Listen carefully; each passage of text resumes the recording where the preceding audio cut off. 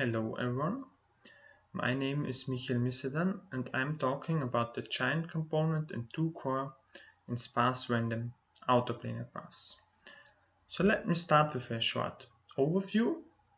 First I will introduce the concept of random planar graphs, then we will focus on the so-called emergence of the giant component. First we will see some known results about random planar graphs there. And then we will see our main result, which is about the emergence of the giant component in random outerplanar graphs. And then I will talk a little bit about the proof ideas, again, first for planar graphs, which is the so-called core kernel approach. And then we will see that we cannot apply this method for random outerplanar graphs, and therefore we will introduce the core approach. So what is a random planar graph? So there are two numbers n and m given, and then we choose uniformly at random a planar graph with n vertices and m edges. So for example, if n is 24 and m is 14, then we might pick this graph, or we choose this graph, or it's equally likely that we obtain this planar graph. So formally p and m is a random variable that takes graphs as values. And usually we're not interested in a case when n and m are fixed, but when they are growing, when they are getting large. So to that end we pick for m some function depending on n, so imagine for example n half or n, and then we let go n to infinity and look which properties our graph typically has. And the property we're interested in here is the so-called component structure of our graph. And this component structure of course heavily depends on the function m we choose, on the number of edges we choose. And our goal is now to investigate this change of the component structure when m varies. To illustrate this question, we look at the following example. So we imagine that we start with m equals 0, so all components are isolated vertices, and then we increase m step by step. So if we do so, we expect to have at the beginning a situation like that, where we have only small components, and we see that the largest component, it is not really significantly larger than all the other ones. But if we further increase m, then we expect to have at some point a component structure like that, where we have a unique component which is significantly larger than all the other ones. And this component is then called the giant component. And now the question is, when do we have for the first time such a giant component? So what is the smallest value of m where we have such a component which is significantly larger than all the other ones? We also say that at this value of m, the giant component emerges. And now the answer to this question was given in 2012 by Kang and Wojcik. They proved that in random planar graphs, the giant component emerges at the critical value of m around n½ plus some error term of n to the power 2/3. So what does that mean? So as long as we are below this critical value, we have with a probability tending to 1 as n, so the number of vertices is tending to infinity, a component structure like that, where we have only small components which are all more or less of equal size. But if we pass this critical value, then we have with a probability tending to 1 a situation like that, where we have a unique largest component, so a giant component, which is significantly larger than all the other ones. And now, of course, this statement raises the question whether there are also other classes of random graphs featuring a similar phase transition. And examples for such classes are random forests, but also random graphs on orientable surfaces. But this question was still open for random outerplanar graphs. So what is an outerplanar graph? It's a special case of a planar graph, and there we insist that all vertices belong to the outer face. So we have a drawing such that all vertices are on the outer face, which is in the case, for example, here on the left hand side, where all vertices are on this outer unbounded face. But in contrast, on the right hand side, this vertex violates the condition. It doesn't lie on the outer face, and as there is also no other way to draw this graph such that all vertices are on the outer face, this graph is not outerplanar. And now our main result is that random outerplanar graphs feature a similar phase transition as random planar graphs. So again, the giant component, so this unique largest component, emerges at this critical value m around n½ plus some error term of n to the 2/3, so when the average degree is around 1. And now, at first glance, this result doesn't seem too surprising, because, as I said, outerplanar graphs are a special case of planar graphs, and therefore we expect similar behaviors, and maybe we also expect that we can use the same proof idea for random outerplanar graphs as for planar graphs. But this is indeed not the case, and in the following I will show you why this is the case and what makes outerplanar graphs so special. So to that end, I start with the so-called core kernel approach, which is the proof idea for random planar graphs. That is a decomposition and construction technique, so we have two steps.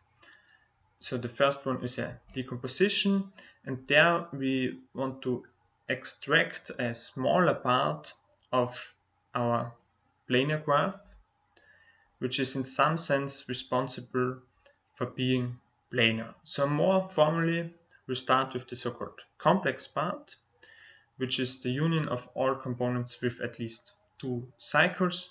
So in other words, we just delete all trees and unicyclic components to obtain the complex part. Then we extract the core, which is formally the maximum subgraph of minimum degree at least 2. And in other words, we just recursively delete vertices of degree 1. And then the final step is to obtain the kernel, and to that end we replace some paths by edges. Namely, we look at paths such that the end vertices both have degree at least 3 and all internal vertices have degree 2, which is, for example, the case for this path here, and such a path is replaced by an edge. And we also allow that this path can be a cycle. So for example here, we can imagine that this is a path starting and ending at this vertex, which has degree at least 3 and all internal vertices have degree 2. So we replace it by an edge, which is then a loop. And if we do that for all such paths, we obtain the so-called kernel, which is not necessarily a simple graph. And now the next step is to reverse this decomposition so that we get a way to construct planar graphs by starting with the kernel. So we start with a kernel, then the next step is to get the core, and to obtain the core we just have to subdivide the edges with additional vertices. So if we do so, we get this sparse back, and therefore we obtain the core. Then the next step was the complex part, and there we just replace each vertex of the core by a rooted tree. Then we have a complex part. Then finally, to obtain the whole graph, we add some unicyclic and tree components. So now we have a way to construct planar graphs, and we want to use this construction now for our random planar graph. In other words, we want to start by analyzing the kernel. So we start with the kernel of our random planar graph. We analyze this kernel, and this kernel has much more structure than the whole graph, so it's easier to analyze. And then if we have found some properties about the kernel in a random planar graph, then we use this construction I showed you before to translate these properties from the kernel first to some information about the core, to some information about the complex part, and then finally to properties of the graph, so of the component structure of the whole graph. So to sum up this core kernel approach, the key of this method is a good analysis of the kernel, because if we have strong properties about the kernel, we can use this construction to translate all these properties to the whole graph. And what is also important here is that we have the following fact, that a graph is planar if and only if its kernel is. So in other words, this kernel is really a small part of our graph which is responsible for being planar. But such a statement is not true for outerplanar graphs. To see that, we look at the complete bipartite graph K23. It is well known that this graph is not outerplanar, but we see on the right hand side that the kernel is outerplanar. And if we reverse and say we want to start with the kernel and go back to K23, we see that we have to subdivide all these three edges all by one vertex, and then we see if we do so, we become non-outerplanar. So this step from the kernel to the core, where we subdivide these edges, can cause this problem, in the sense that we can start with some outerplanar kernel, and then after subdividing the edges, we get non-outerplanar. Yeah. So in other words, it is hard to describe this step from the kernel to the core, because if we want to stay outerplanar, we maybe are not allowed to subdivide all the edges, only some of them.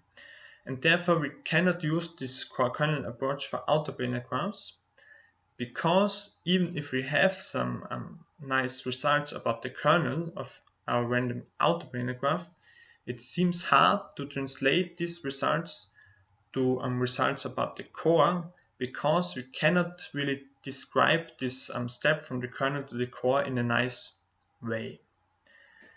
And therefore we need some other ideas to get this information about the core, because we have the statement that a graph is outerplanar if and only if its core is outerplanar.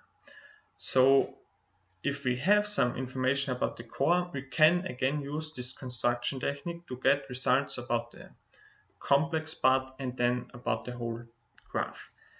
So we need some other ideas to get this information about the core, and therefore we call our method the direct core approach, because we directly attack the core without using the kernel.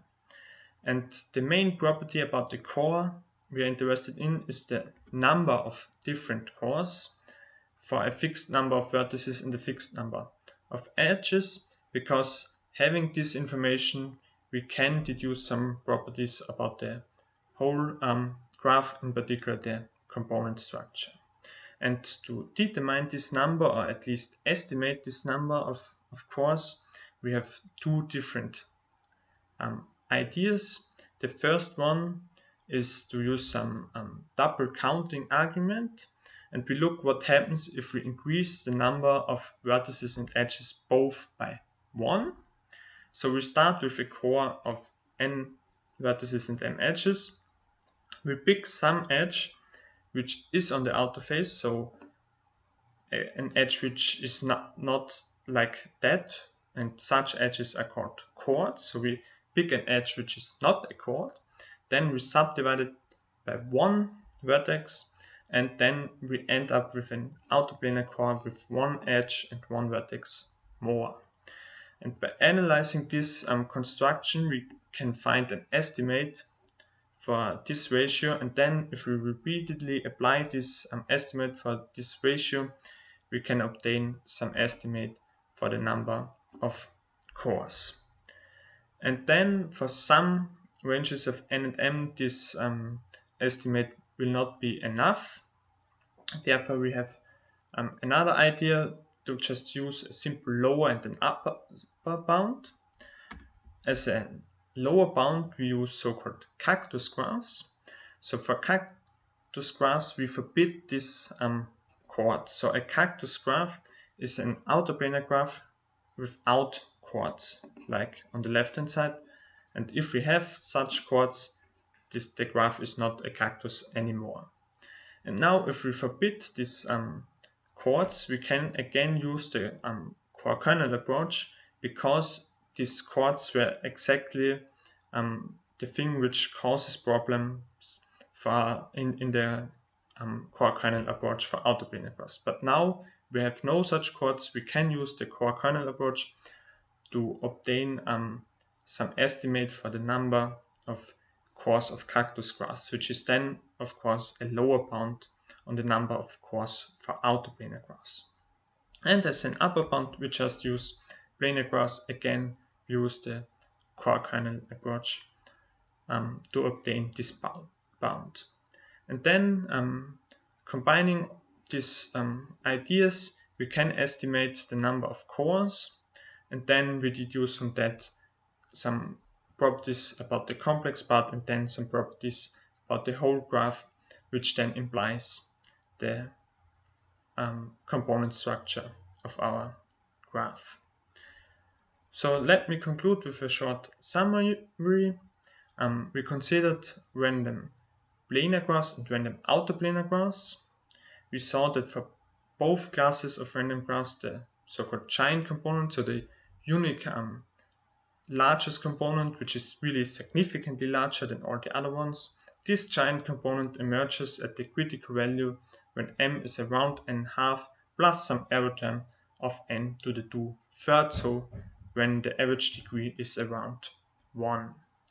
And for the proof ideas, we saw that for planar graphs, one can use the so-called core kernel approach, which is a decomposition and construction technique. And there a key fact was that a graph is planar if and only if its kernel is planar. So the kernel is in some sense a smaller part of the graph which is responsible for being planar. But we saw that such a statement or a similar statement is not true for outerplanar graphs, and therefore we introduced a different idea, namely we directly analyzed the core without using the kernel, and therefore we called our method the core approach. With that, I want to conclude. Thank you very much for your attention.